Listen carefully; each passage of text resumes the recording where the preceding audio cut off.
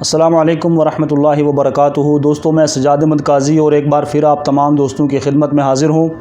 उम्मीद करता हूँ कि आप सब लोग अच्छे होंगे और अच्छे दिनों के मज़े भी ले रहे होंगे।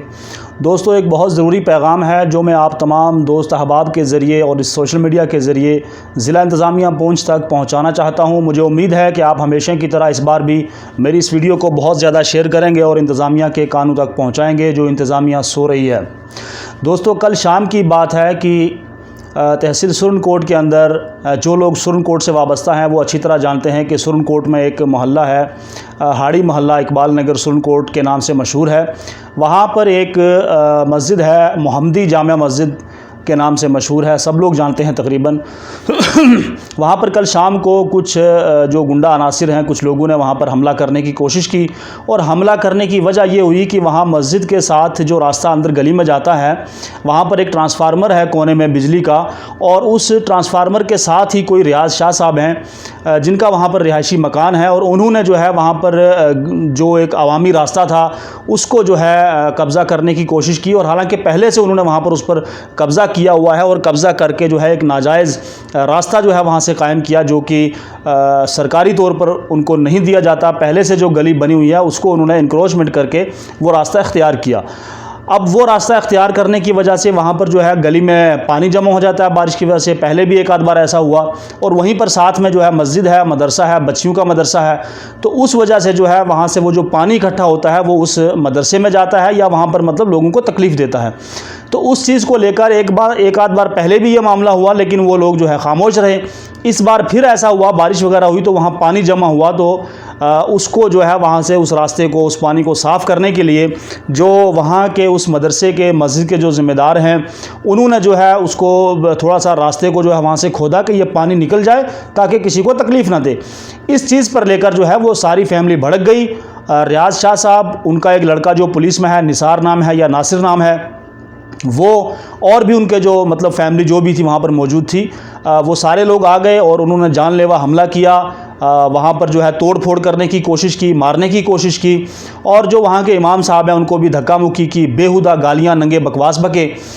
अब मामला यह है कि जो हमारी ज़िला पुंछ की इंतज़ामिया है, तहसील इंतज़ामिया है, एसडीएम साहब हैं, सब लोग सोए हुए हैं। हालांकि उन लोगों के नोटिस में ये बात पहुंचाई गई, लेकिन किसी ने कोई भी गौर तवज्जो नहीं की। जवाब यही मिला कि आप लोग पड़ोसी हैं, आपको आपस में ऐसा नहीं करना चाहिए, आप बैठकर फ़ैसला कर लें। तो मुझे लगता है कि ये इंतज़ामिया का और ज़िला इंतज़ामिया का, तहसील इंतज़ामिया का एक बेतुका बयान है, बेतुका जवाब है, एक सियासी जवाब है। हालाँकि उनको इस तरह नहीं करना चाहिए। मौके पर आकर उनको जो है देख सुनकर किसकी गलती है उसके ऊपर कार्रवाई करनी चाहिए। और इस वीडियो के माध्यम से मैं तमाम जितने भी वहाँ के सरकर्दा लोग हैं, या ज़िला इंतज़ामिया है, तहसील इंतज़ामिया है, एसडीएम साहब हैं, म्युनिसिपल कॉरपोरेशन के लोग हैं, या डीडीसी मेंबरान हैं, साबका एमएलएज हैं, उन तमाम से मेरी अपील है कि इस मामले को हल किया जाए। और रियाज शाह साहब जो हैं उन्होंने बहुत ज़्यादा बदतमीज़ी की मस्जिद के इमाम साहब से, और वहाँ पर जो है शोर मचाया, मतलब जानलेवा हमला किया, मारने की कोशिश की। उसकी जो वीडियो है या वहाँ मस्जिद के जो सीसीटीवी कैमराज़ हैं उनकी जो सीसीटीवी फुटेज वायरल हुई वो यहाँ पर मौजूद है। मैं इस वीडियो के साथ चलाऊँगा, आप देखेंगे।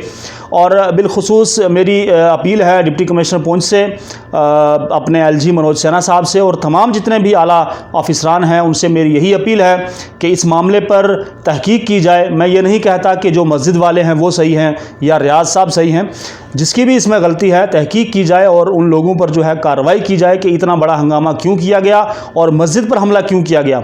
रियाज साहब से ये पूछा जाए कि क्या वो मुसलमान नहीं है, उनको नहीं पता मस्जिद का क्या एहतराम है, या किसी का रास्ता बंद करना या किसी को तकलीफ देना कितना बड़ा मसला है, उनको नहीं पता इस चीज़ का। उनका लड़का जो है वो पुलिस में है और वो अब पुलिस कह रही है कि जी वो नाबालिग बच्चे थे और ये हो गया और वो हो गया। लोग भी ऐसी बातें कर रहे हैं। जो बंदा पुलिस में नौकरी कर रहा है वो नाबालिग कहाँ से है? एक बच्चा उसका कॉलेज में पढ़ता है, वो नाबालिग कहाँ से है? एक शायद कोई उसका भाई या बच्चा वकील है। तो इन सब लोगों ने जो है मिलकर वहाँ पर उनको मारने की कोशिश की।